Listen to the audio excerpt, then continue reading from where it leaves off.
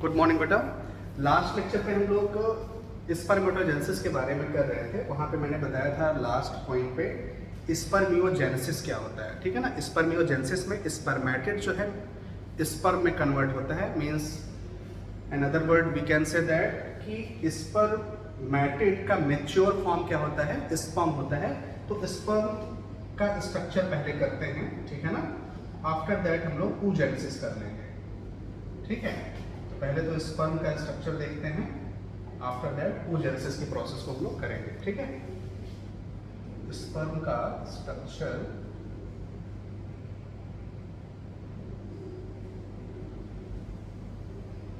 ये स्पर्म है,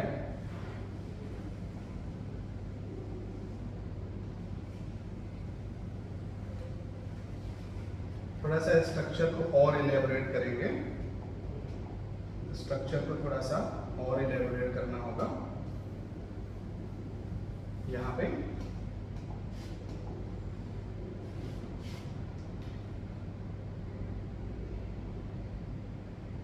ये स्पर्म का हेड है,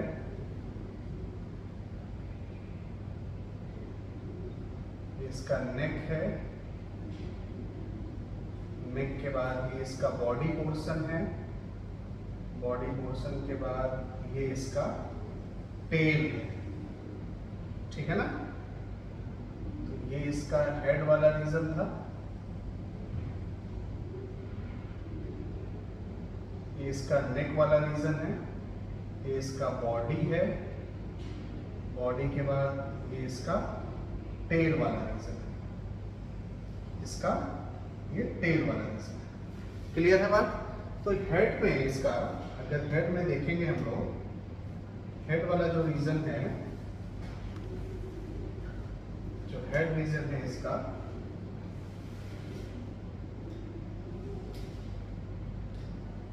यहाँ पे ये हेड रीजन है। एक्चुअल में स्पर्म का जो हेड रीजन है वहां पे न्यूक्लियस तो रहता ही है, न्यूक्लियस के साथ साथ में साइटोप्लाज्म रहता है। बट न्यूक्लियस इतना ज़्यादा कंडेंस हो जाता है ना कि साइटोप्लाज्म पेरिफेरल रीजन पे जाता है, ठीक है ना। पेरिफेरल रीजन पे चला जाता है और पेरी मीन्स इतना ज़्यादा एक्सपैंडेड करता है, न्यूक्लियस इतना ज़्यादा एक्सपैंडेड करेगा कि साइटोप्लाज्म जो है वो पेरिफेरल रीजन पे चला जाता है, मतलब किनारे रीजन,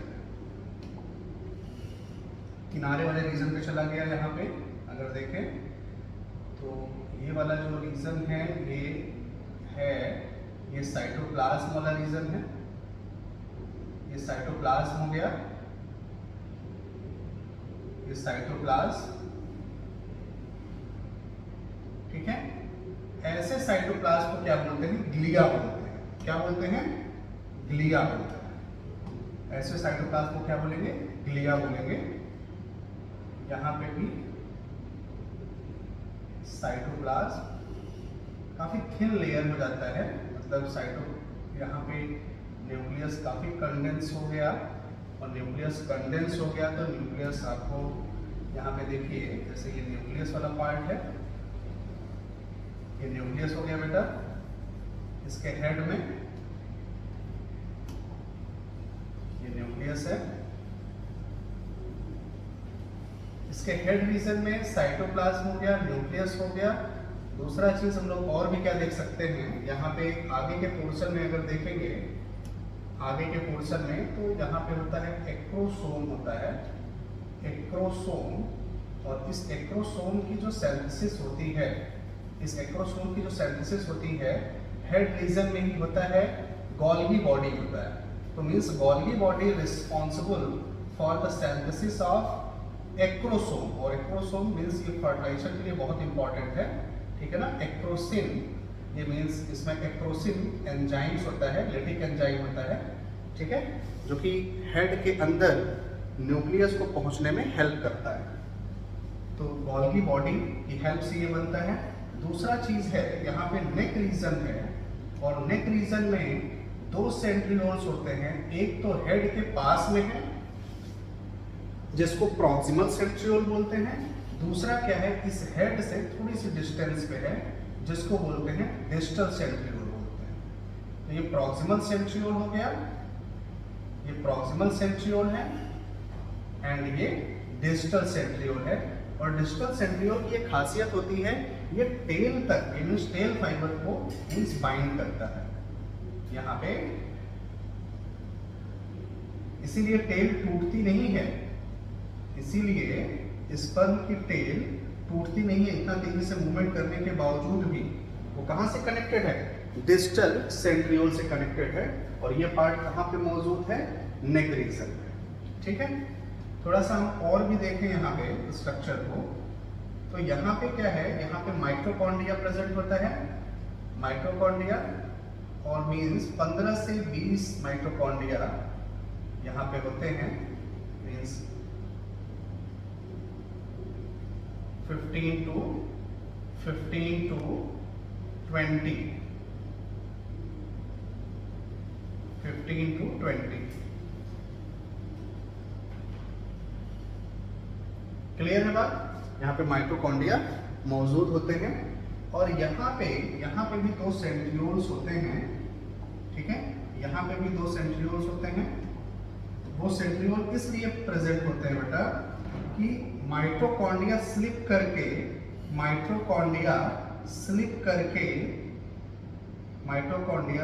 करके टेल में ना चला जाए।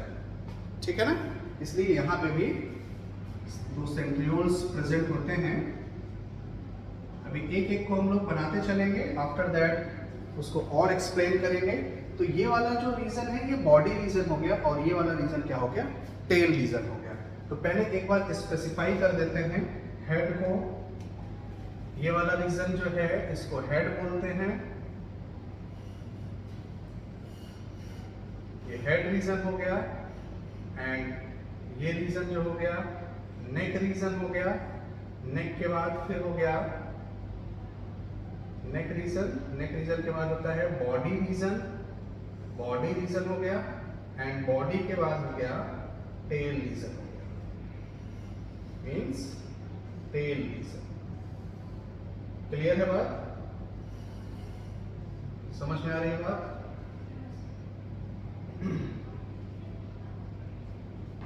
यहाँ पे एक एक को लेबल कर देते हैं। ओके, एक सेकेंड। ये हेड रीजन था, मेंशन करके चलते हैं। ये हेड है, HEAD, हेड के बाद आता है neck region.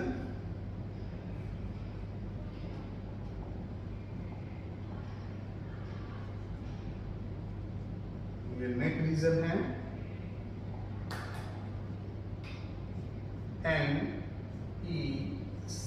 NECK, neck region क्या बिहेव करता है? सेंट्रियोल्स को। दूसरा क्या है? नेक रीजन के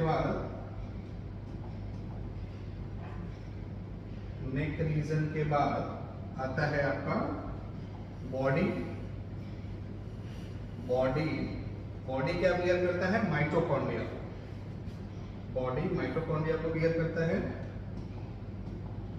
माइटोकॉन्ड्रिया को। और ये रीजन है जिसको बोलते हैं टेल रीजन, टेल। ठीक है, बात समझ में आ रही है? तो एक बार इसको नोट डाउन कर लीजिएगा। ये हेड रीजन है, और भी लेबलिंग करते चलते हैं हम लोग। ये बेटा एक्रोसोम है, एक्रोसोम। ठीक है ना,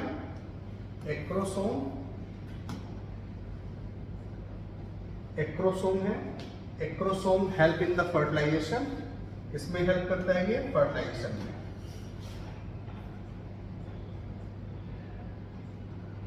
help in the process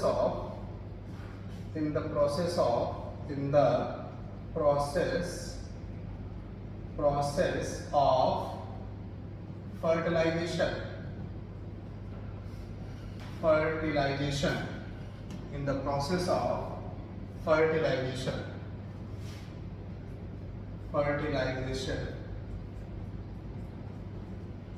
in the process of fertilization। दूसरा क्या है इसको बोलते हैं साइटोप्लाज्म है, इसको ग्लिया बोलते हैं, ग्लिया, ठीक है ना। मीन्स ये साइटोप्लाज्म है, साइटोप्लाज्म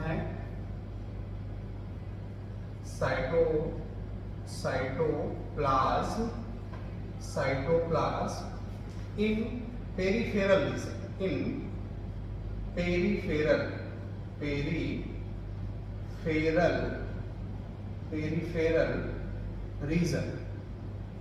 पेरिफेरल रीजन या पेरिफेरल सरफेस बोल सकते हो।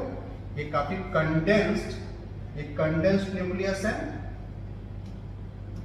ये जो है ये न्यूक्लियस है, न्यूक्लियस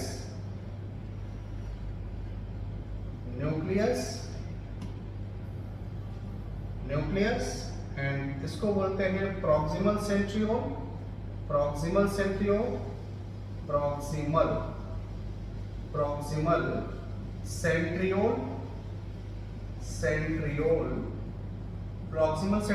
मींस प्रॉक्सिमल सेंट्रियोल जब oogenesis की प्रोसेस को बताएंगे, ठीक है ना, ये कभी पहले डिस्कस किया हो मैंने, तो जो प्रॉक्सिमल सेंट्रियोल होता है मींस वो सेकेंडरी oocyte को, प्रॉक्सिमल सेंट्रियोल सेकेंडरी oocyte को, अच्छा ठीक है। यहाँ पे मैं बता रहा था कि प्रॉक्सिमल सेंट्रियोल होता है, जब कभी मैंने oogenesis के बारे में बताया होगा तो वहाँ पे बताया होगा कि oogenesis की जब प्रोसेस होती है, आगे इस लेक्चर के बाद आगे वाले लेक्चर में रहेगा वो oogenesis की प्रोसेस। एक्चुअली एक जो रिलीज होता है ओवरी से वो सेकेंडरी oocyte के फॉर्म में रहता है, और सेकेंडरी oocyte के फॉर्म में भी वो मेटाफेज 2 में वो फेज रुकी हुई रहती है, मतलब सेकेंडरी oocyte ही रहता है। सेकेंडरी oocyte को ओवम में कन्वर्ट करने के लिए यही प्रॉक्सिमल सेंट्रियोल होता है, ठीक है ना। जब स्पर्म का प्रॉक्सिमल सेंट्रियोल सेकेंडरी oocyte को ओवम में कन्वर्ट कर देता है। तो मींस यहाँ पे आप इस चीज को थोड़ा सा देख सकते हो, proximal centriole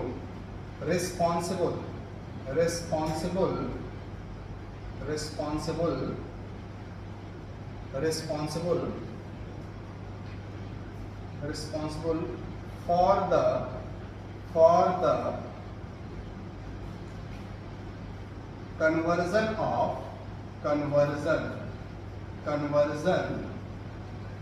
conversion of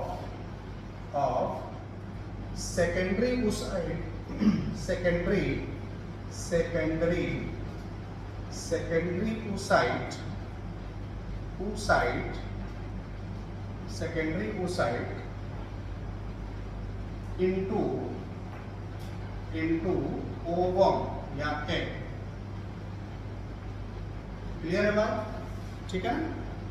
actually sperm की टेल टूटती नहीं है, उसका रीजन यही है कि ये डिस्टल सेंट्रियोल, ठीक है ना, ये मींस टेल फाइबर से डायरेक्टली मींस कनेक्टेड होता है। बट ऐसे देखोगे तो लगेगा कि ये यहीं से कनेक्टेड है, बट इनडायरेक्टली आप बोलोगे इनडायरेक्टली कनेक्टेड होता है टेल फाइबर से, ठीक है ना, इसीलिए ये टेल टूटती नहीं। तो यहाँ पे डिस्टल सेंट्रियोल, इसको बोलते हैं डिस्टल सेंट्रियोल। देखो हेड के जो पास में सेंट्रियोल है, पास में है तो प्रॉक्सिमल टर्म, हेड से इससे तो दूरी पे ही है ना, हेड से थोड़ा दूरी पे है तो इसको क्या बोलते हैं, थोड़ा डिस्टेंस पे है तो डिस्टल सेंट्रियोल बोलते हैं। समझ में आ रही बात, बोलो डिस्टल सेंट्रियोल, ठीक है ना। Distal centriole means tail fibre, connect to tail fibre, connect to tail fiber, connect to tail fiber। Clear है बात। मिडिल पीस में 15 से 20 थी, 20 to 25 माइटोकॉन्ड्रिया होते हैं, ठीक है ना। ये मिडिल पीस में 20 to 25, 22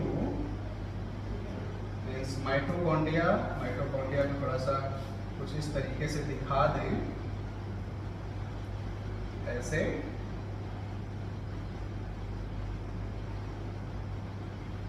यहाँ पे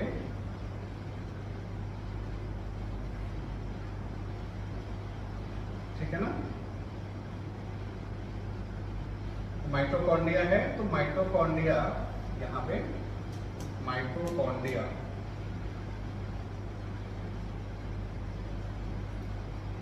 माइटोकॉन्ड्रिया माइटोकॉन्ड्रिया माइटोकॉन्ड्रिया कितना होता है 20 to 25, 20 to 25 इन नंबर्स। देखो माइटोकॉन्ड्रिया क्या करता है, इसको power house of the cell बोलते हैं, और माइटोकॉन्ड्रिया इस स्पर्म सेल में जो भी एनर्जी को बनाएगा उसको फटाफट टेल को देगा, ठीक है ना। बात समझ में आ रही है। तो ये माइटोकॉन्ड्रिया हो गया, और यहाँ पे इस सेंट्रियोल को क्या बोलेंगे? हाँ बिल्कुल सही। ये एक्चुअली यहाँ पे इसको बोलते हैं रिंग सेंट्रियोल्स, और इसके बारे में मैंने बताया था कि जो रिंग सेंट्रियोल होता है, ठीक है ना, वो इसलिए मौजूद होता है मींस बॉडी के टर्मिनल पॉइंट पे, क्योंकि वहां से माइटोकॉन्ड्रिया स्लिप करके टेल में ना चला जाए। टू प्रिवेंट माइटोकॉन्ड्रिया, ठीक है ना, टू प्रिवेंट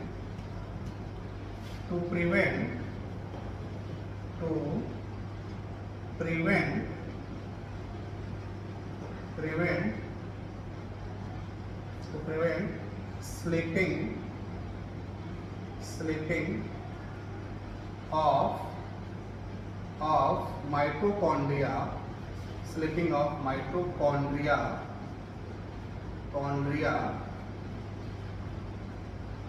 into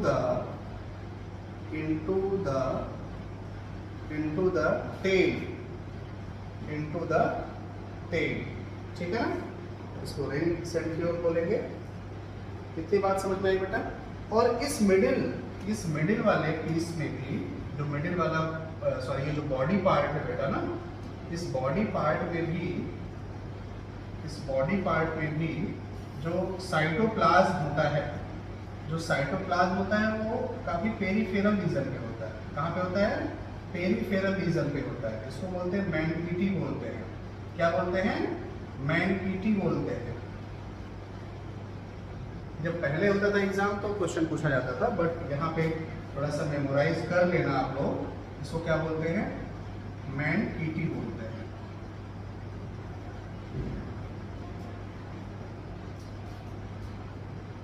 मैनकिटी।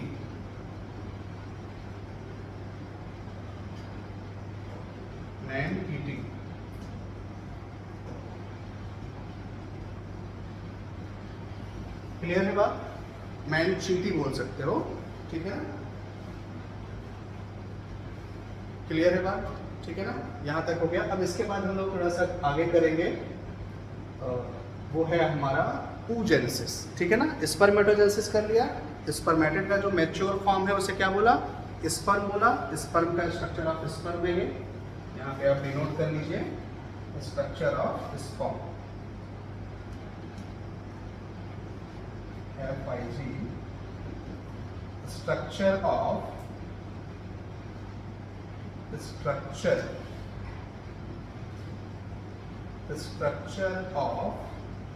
sperm,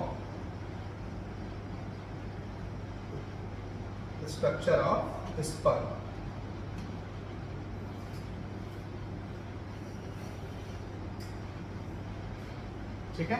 इसके बाद oogenesis की प्रोसेस पे चलते हैं हम लोग, आगे चलें।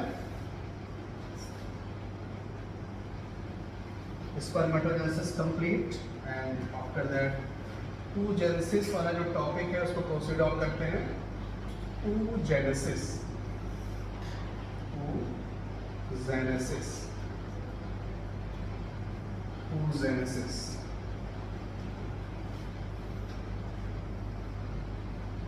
oogenesis, मैंने बताया था कि oogenesis में oogonia होता है, oogonia फ्यूचर का एग बनाएगा, ठीक है ना, क्या बनाएगा, फ्यूचर का एग बनाएगा by the process of oogenesis, ठीक है ना।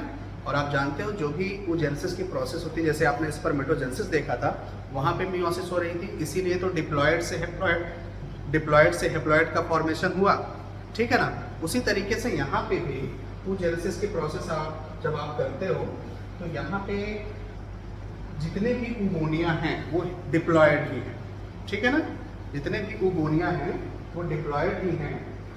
एक चीज़ मैंने और बताया था, जो भी फीमेल चाइल्ड होता है, ठीक है ना, जब वो मदर के यूट्रस में रहता है, जब उसकी एज 25th वीक की रहती है, तभी जितने oogonia बनने होते हैं बन जाते हैं। बात समझ में आ रही है? मीन्स जितने oogonia बनने होते हैं, अगर हम ये बात करें यहाँ पे, जैसे ये oogonia है, ठीक है, ये oogonia है, इसको मैंने बोला oogonia,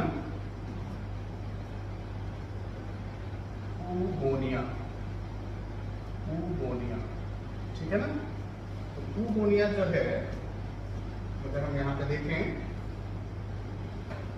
तो जो 25th वीक ऑफ चाइल्ड है, 25th week of foetus, 25th week of foetus,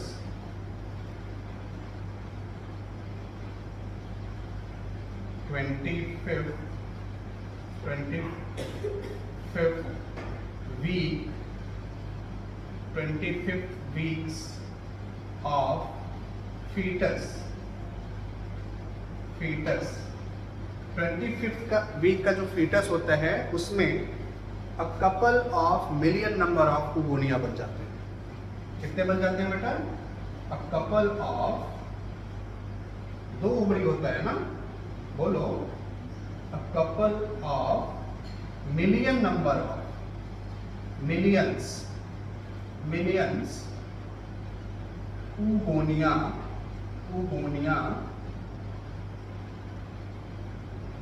form. उसके बाद कोई oogonia नहीं बनता है, ठीक है ना, ये बात दिमाग में रख लीजिए। देखो सिंपल सा इसमें है कि जैसे oogonia 25th वीक का जो फीटस था उसमें बन गया, ठीक है ना, अब oogonia वो मैच्योर होगा, ठीक है ना। oogonia क्या होता है? मैच्योर होता है, और वही प्राइमरी oocyte में, सेकेंडरी oocyte में, सेकेंडरी oocyte की कुछ स्टेजेस होती हैं, वहाँ तक पहुँचता है, ठीक है ना। और सेकेंडरी oocyte के फॉर्म में ही oogonia रहता है, और वो कहाँ पे चला जाता है? फैलोपियन ट्यूब में। जब उसकी मुलाकात वहाँ पे स्पर्म से होती है तो स्पर्म उसको मैच्योर कराता है। बात समझ में आ रही है? तो ये जो oogonia है, ठीक है, इस oogonia के पास में, इस oogonia के पास में जब कुछ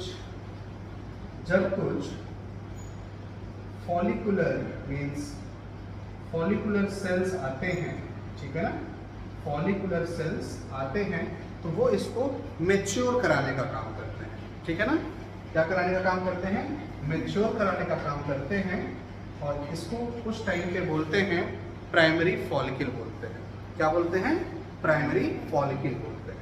तो इसका क्या नाम रख देंगे, बताइए, बोलो, प्राइमरी फॉलिकल, प्राइमरी फॉलिकल, इसको बोलते हैं प्राइमरी। यहाँ पे थोड़ा सा लेवलिंग जो है इसको बोलेंगे प्राइमरी फॉलिकल। ये है प्राइमरी फॉलिकल, ये प्राइमरी फॉलिकल है। और प्राइमरी फॉलिकल में जो oogonia होता है किस फॉर्म में होता है? प्राइमरी oocyte के फॉर्म में होता है। किस फॉर्म में होता है? प्राइमरी oocyte के फॉर्म में। ये प्राइमरी oocyte मीन्स इसमें प्राइमरी फॉलिकल में वैसे कितना ज़्यादा इसको प्राइमरी oocyte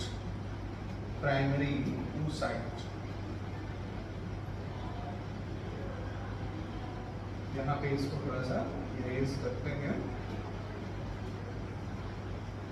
प्राइमरी oocyte। तो primary follicle contains primary oocyte, primary oocyte and follicular cell,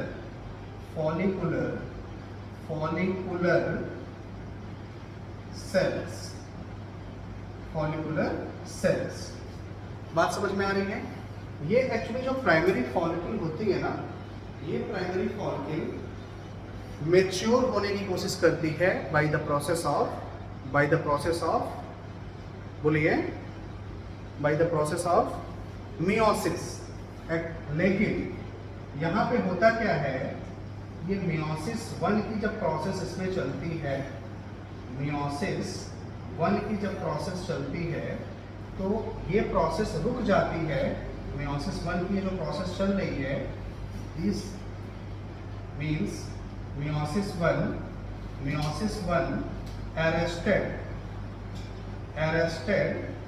arrested in diplotin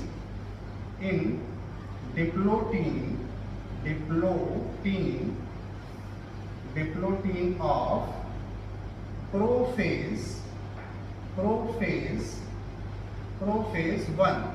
actually meiosis 1 की प्रोसेस चलती रहती है, लेकिन ये प्रोसेस जो है थोड़ा सा रुक जाती है, ठीक है ना। क्यों रुक जाती है? क्योंकि ये प्रोसेस बेटा मियोसिस 1 के प्रोफेज 1 में डिप्लोटिन की जो प्रोसेस होती है वहां पे ब्लॉक हो जाती है, अरेस्ट हो जाती है, ठीक है ना। अभी बच्चा छोटा ही है, ठीक है ना। जब बेबी गर्ल धीरे धीरे बड़ी होती है, ठीक है, तो अब जो ये फॉलिकल यहाँ पे बनता है, अब ये जो फॉलिकल बनता है उसे क्या बोलते हैं? सेकेंडरी फॉलिकल बोलते हैं। क्या बोलते हैं? सेकेंडरी फॉलिकल बोलते हैं। इसको बोलते हैं सेकेंडरी फॉलिकल। और सेकेंडरी फॉलिकल में फॉलिकुलर सेल्स तो रहेंगे ही, फॉलिकुलर सेल्स तो रहते ही हैं, प्लस उनका नंबर भी थोड़ा ज़्यादा हो जाता है, और बाहर एक कवरिंग हो जाती है, थिकनिंग, इन्हीं के सिक्रेशन से, फॉलिकुलर सेल्स के सिक्रेशन से, जिसको बोलते हैं थीका बोलते हैं। क्या बोलते हैं? थीका बोलते हैं। इस कवरिंग को क्या बोलते हैं? थीका बोलते हैं। बट ये थीका वाली जो कवरिंग है ना, बहुत वेल डिफाइंड नहीं रहती है। मतलब आप बता नहीं सकते हो कि आउटर, इनर, ऐसा कुछ नहीं डिफाइन कर सकते हो इसमें, ठीक है। अब इसको बोल रहे हैं सेकेंडरी फॉलिकल। सेकेंडरी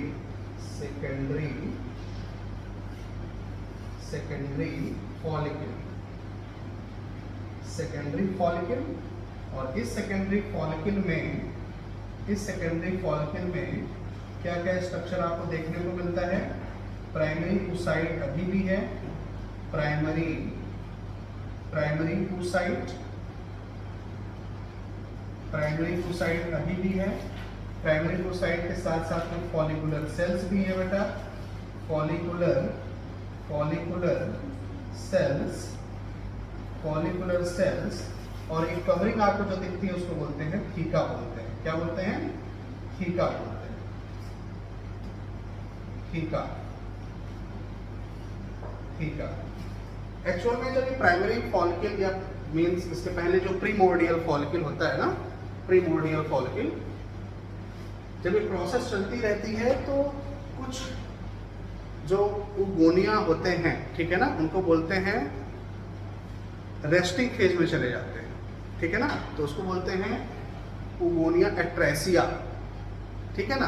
वो चीज़ मैंने यहाँ पे मेंशन नहीं किया है, मैं जस्ट आपका जो टू द पॉइंट में चल रहा हूँ, ठीक है ना, कि मीन्स जो प्रीमोर्डियल आपका उगोनिया था, उगोनिया को फॉलिकुलर सेल्स ने थोड़ा मैच्योर कराने की कोशिश किया, बट अभी वो सेकेंडरी फॉलिकल में जब देखते हैं तो प्राइमरी oocyte ही है। क्यों ऐसा है? क्योंकि ये प्रोसेस मियोसिस 1 के प्रोफेज 1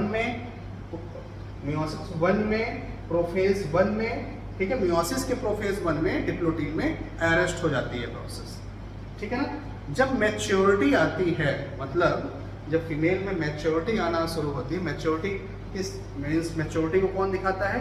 मीनार्च, जब फर्स्ट मेंस्ट्रुअल साइकिल आती है, ठीक है ना। तो अभी फर्स्ट मेंस्ट्रुअल साइकिल आई नहीं है क्योंकि अभी एग बना नहीं है। सेकेंडरी ओसाइट मीन्स जो एग है वो पूरा कंप्लीट बन नहीं पाया है, उसके जस्ट पहले, ठीक है, ये जो सेकेंडरी फॉलिकल है कन्वर्ट किस में होती है? टर्सरी फॉलिकल में। किसमें कन्वर्ट होती है बेटा? टर्सरी फॉलिकल में। तो इसको यहाँ पे कंटिन्यू कर रहे हैं हम यहीं से। ये सेकेंडरी फॉलिकल किस में कन्वर्ट होगी? टर्सरी फॉलिकल में। टर्सरी फॉलिकल में अब स्ट्रक्चर जो फॉर्मेशन हो रहा है टर्सरी फॉलिकल में, फॉलिकुलर सेल्स तो है ही, फॉलिकुलर सेल्स तो है ही, बट वो फॉलिकुलर सेल्स एक तरफ मीन्स पोलराइज्ड होते हैं, एक तरफ पोलराइज्ड हो रहे हैं, और थीका वाली जो लेयर है ना वो एक तरफ, एक्चुअली थीका में पूरे, थीका के अंदर एक पूरे फैले रहते हैं, लेकिन टर्सरी फॉलिकुलर फेज में होता क्या है कि ये प्राइमरी ओसाइट की तरफ इतना टेंड कर गए थे कि ये जो स्पेस था थीका का वो क्या हो गया? खाली हो गया। क्या हो गया?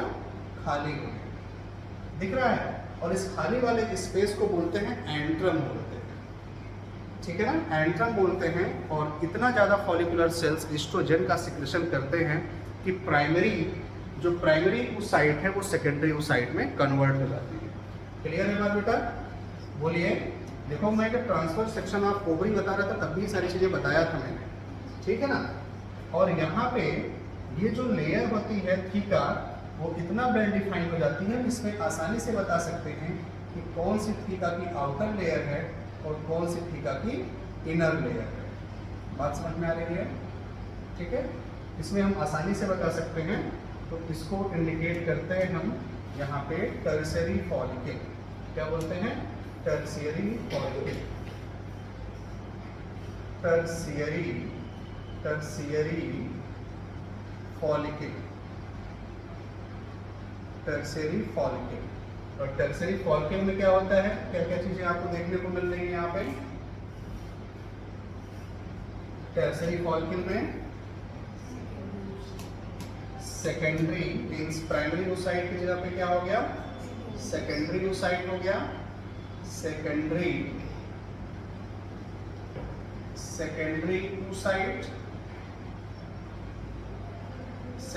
ओसाइट। फॉलिकुलर सेल्स तो मौजूद ही हैं, फॉलिकुलर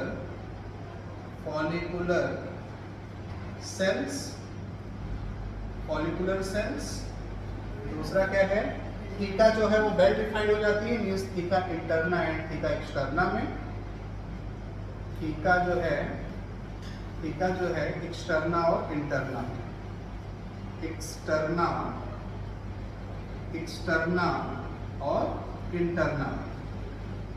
इंटरना। क्लियर है बात? और जो ये पोलराइज्ड हो गए थे सारे सेल, ठीक है ना, फॉलिकुलर सेल्स, उससे क्या होता है? एंट्रम का फॉर्मेशन हो जाता है।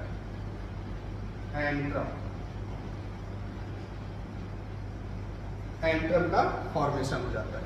बातें समझ में आ रही हैं? तो ये बेटा जो ऊगोनिया है, ठीक है ना, ये ऊगोनिया है। यहाँ पे आप ध्यान से देखिएगा, पहले तो ये खूब मल्टीप्लाई होता है जैसे आपने स्पर्म में देखा था। तो जब खूब मल्टीप्लाई करेगा ये ऊगोनिया, ठीक है, उसके बाद क्या होता है? ग्रोथ होता है उसका, ठीक है। जब ग्रोथ होगा तो उसके बाद फिर क्या होगा? मैचुरेशन फेज आएगी। तो ये वाला जो पार्ट है, अगर आप ध्यान दोगे यहाँ पे, ये जो है ये खूब मल्टीप्लाई होता है। खूब मल्टीप्लाई मीन्स इस तरीके से, इसको मल्टीप्लिकेशन बोलते हैं, फेज बोलते हैं। खूब मल्टीप्लाई होता है बाय द प्रोसेस ऑफ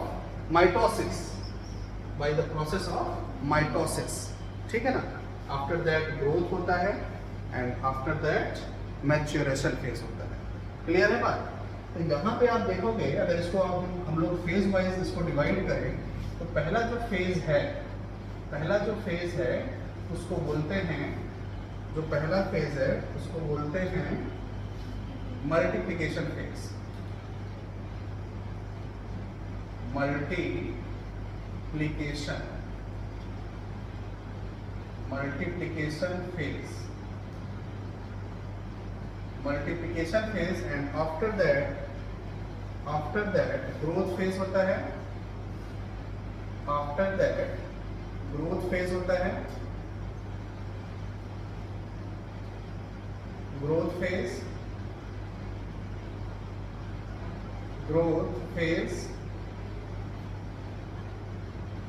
ठीक है ना। आफ्टर दैट ग्रोथ फेज होता है, उसके बाद मैच्योरेशन फेज स्टार्ट हो जाता है। उसके बाद क्या होता है, मैच्योरेशन फेज स्टार्ट हो जाता है। एक बार इसको थोड़ा सा समझ लो आप लोग। यहाँ पे हम लोग फेजेस की बात कर रहे थे, ठीक है। तो ये ग्रोथ फेज हो गया। ग्रोथ फेज के बाद अगर हम लोग देखेंगे यहाँ से, ये जो होता है मैच्योरेशन फेज होता है।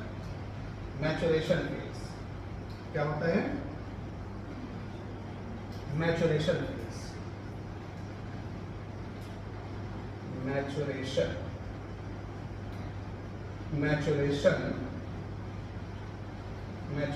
फेज। क्लियर है। मैच्योरेशन फेज और मैच्योरेशन फेज कंटिन्यूएशन में होता ही जाएगा। यहाँ पे एक्चुअली जस्ट इसके बाद तो यही आ रहा है, तो ये सब भी किस में आएगा बेटा, मैच्योरेशन फेज में ही आएगा ना। बोलिए किस में आएगा, मैच्योरेशन फेज में आएगा।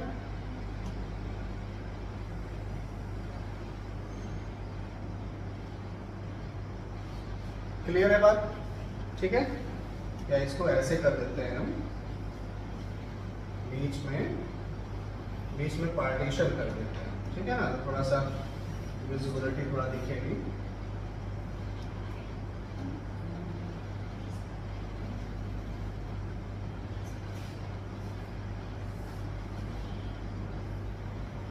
Maturation phase,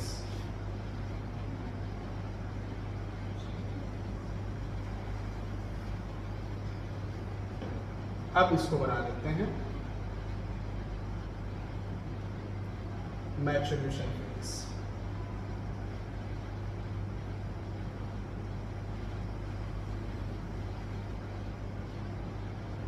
maturation phase, okay. अब ध्यान दीजिएगा यहाँ पे सेकेंडरी फॉल्किंग, ये मैंने आपको टर्सरी फॉल्किंग बनाया। एक्चुअली जब मैच्योरिटी आती है, जब मैच्योरेशन फेज की हम बात करते हैं, जब मैच्योरिटी आती है तो उस टाइम पे बेटा लगभग 60,000 to 80,000 मीन्स उगोनिया बसते हैं। Secondary means उगोनिया in each ovary। बात समझ में आ रही है, ठीक है। अगर हम ये बात करें कि क्या होता है, ईच ओवरी में केवल 60 to 80,000 होते हैं, ठीक है। यहाँ पे बेटा 60 to 80,000 मीन्स उगोनिया बसते हैं इन ईच ओवरी में, ठीक है ना। हम बोल सकते हैं ये कब पॉसिबल होता है, प्यूबर्टी पीरियड में, मीन्स जब मैच्योरिटी आती है, प्यूबर्टी बोलते हैं उसको। क्या बोलते हैं, प्यूबर्टी,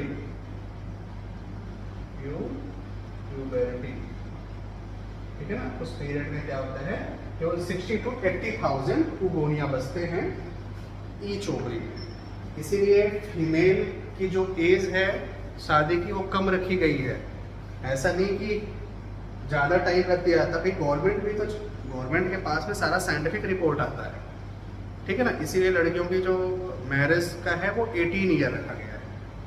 बात समझ में आ रही है। देखो पर्टिकुलर एज तक ही प्रोडक्शन ऑफ एग होता है। जैसे 45 ईयर ओल्ड अगर लेडी है तो एग का प्रोडक्शन होता है। एक रेंज बना देते हैं 45 to 50। लेकिन ह्यूमन की अगर ह्यूमन मेल की बात करें, लाइफ टाइम। आई बात समझ में। तो तो टर्सरी फॉलिकल हुआ बेटा यहाँ पे, ये जो मैं आपको बता रहा था। टर्सरी फॉलिकल के बाद यहाँ पे बनता है ग्राफियन फॉलिकल। ग्राफियन फॉलिकल, और ग्राफियन फॉलिकल ही क्या होगा, रप्चर करेगा। Graafian follicle, Graafian follicle rupture करेगा यहाँ पे। ये ग्राफियन फॉलिकल है, Graafian Graafian Graafian follicle, Graafian follicle, Graafian follicle. और ग्राफियन फॉलिकल में क्या क्या स्ट्रक्चर होगा, फॉलिकुलर सेल्स तो रहेंगे ही, फॉलिकुलर सेल्स तो रहेंगे ही, ठीक है ना। फॉलिकुलर सेल्स थोड़ा मैंने ऐसे बना दिया, ठीक है। और यहाँ पे क्या होता है, जो oocyte होता है, जो oocyte होगा, oocyte के चारों तरफ एक लेयर का फॉर्मेशन होता है और उसको बोलते हैं जोना पेलिसिडा बोलते हैं बेटा, ठीक है ना, जोना पेलिसिडा। तो यहाँ पे हर पार्ट को इंडिकेट कर देते हैं। मीन्स ग्राफियन फॉलिकल में आपका secondary oocyte, secondary oocyte, secondary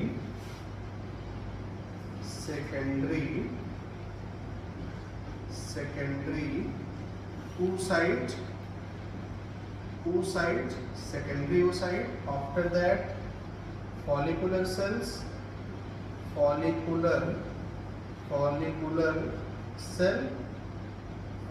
cells, ZP means zona pellucida, zona pellucida, ठीक है ना। सब कुछ रहेगा ही, थीका एक्सटर्ना, थीका इंटरना, ये सब चीजें तो रहेंगी ही। थीका एक्सटर्ना और theca interna, externa and interna, ठीक है ना। एंट्रम रहता ही है, एंट्रम, क्लियर है बात बेटा। और यही जब रिलीज आउट हो जाता है, यही जब रिलीज आउट हो जाता है, ठीक है, यही जब रिलीज आउट हुआ, ठीक है, तो एक्चुअल में ये सेकेंडरी oocyte, इसको ओवम तो बोलते हैं, इसको क्या बोलेंगे, ओवम। बट ओवम ये किस फॉर्म में है, सेकेंडरी oocyte के फॉर्म में है। सेकेंडरी oocyte,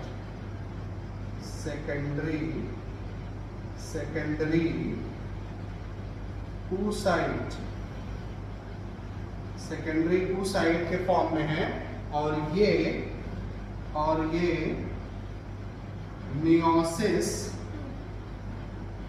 मियोसिस टू के मेटाफेज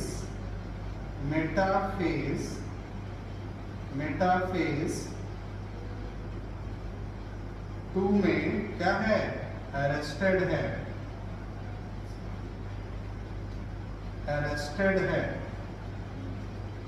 ठीक है ना। बातें समझ में आ रही हैं, ठीक है। तो इसीलिए अब इसको कौन कन्वर्ट कराएगा, इसको कौन कन्वर्ट कराता है, बोलो भाई, प्रॉक्सिमल सेंट्रियोल ना, ये ZP हो गया, जोना पेलिसिडा के अंदर सेकेंडरी oocyte, एक्चुअली ओवम इसको बोला, बट ये ओवम एक्चुअल में है नहीं। फ्यूचर में ओवम बनेगा जब इससे स्पर्म की मुलाकात होगी। आई बात समझ में, क्लियर है बात। तो मैंने आपको बताया फीमेल में क्यों एज कम होती है, क्योंकि बेटा अगर 18 से ज़्यादा कर दिया जाए तो सोचो कितने प्राइमरी फॉलिकल बचेगा ही नहीं। इंसुलिन जो है प्राइमरी फॉलिकल की बात हम देते हैं यहाँ पे, primary follicle primary follicle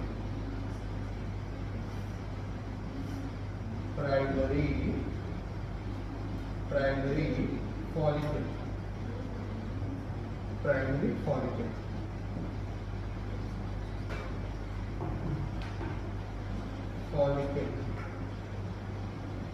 primary follicles. Clear है बात बेटा? हाँ बताओ क्या क्वेश्चन है?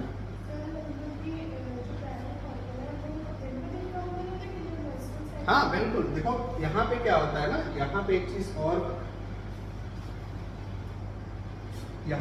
और मुझे बताना था, फॉलिकुलर एक्ट्रेसिया। एक्चुअली जब ये ब्लॉक हो जाती है प्रोसेस ना, तो कुछ प्राइमरी फॉलिकल जैसे एकदम सुसुप्ता अवस्था में चले जाते हैं, ठीक है ना, और वहीं पे मींस वॉल में एब्जॉर्ब भी हो जाते हैं, ठीक है ना, इसको बोलते हैं एक्ट्रेसिया, फॉलिकुलर एक्ट्रेसिया। इसके लिए एक्ट्रेसिया, जैसे ये इस तरीके से मैंने बता दिया, एक्ट्रेसिया, फॉलिकुलर एक्ट्रेसिया, ठीक है। ऐसे इसको मेंशन करेंगे तो कंफ्यूजन नहीं होगा, ठीक है ना, तो आपको मैंने वॉइसली बता दिया है, तो ऐसे ही आप समझ लो। क्लियर है बातें समझ में आ रही हैं? ठीक है। इसका रेट तो एग्जैक्टली नहीं पता है, बट वो चीज़ भी आ जाएगा, ठीक है ना। बट आप सोचो कि मिलियन नंबर आप 25th वीक में थे, लगभग जब 13 से 14 साल में, सोचो कितने कितने कम हो जाते हैं। 18 ईयर में फीमेल पहुंचती हैं तो कितना और कम हो जाएगा। प्यूबर्टी पीरियड का मतलब ये थोड़ी है कि जब एग रिलीज होने लगे, जब मेंस्ट्रुअल साइकिल आने लगे, तब आप समझो कितना बच रहा है, 60 to 80,000, ठीक है। और ज़्यादा एज करेंगे तो ऐसा नहीं कि हम पढ़ाई कर रहे हैं तो अभी जब सक्सेस हो जाएंगे तो मैरिज करेंगे, ऐसा नहीं करना चाहिए, प्रॉब्लम आगे आती है, ठीक है ना। आई बात समझ, जो IVF वगैरह का कॉन्सेप्ट आया वो इन्हीं सब चीज़ों की वजह से तो आया, ठीक है। आजकल क्या होता है, शादी मैरिज लेट में होती है, ठीक है, बेबी को कंसीव करने में और लेट लग जाता है, ठीक है। तो ये सारी चीज़ें, ये बेटा ये बातें क्लियर है ना, कि जो oogenesis की प्रोसेस है, ठीक है। Okay, bye bye.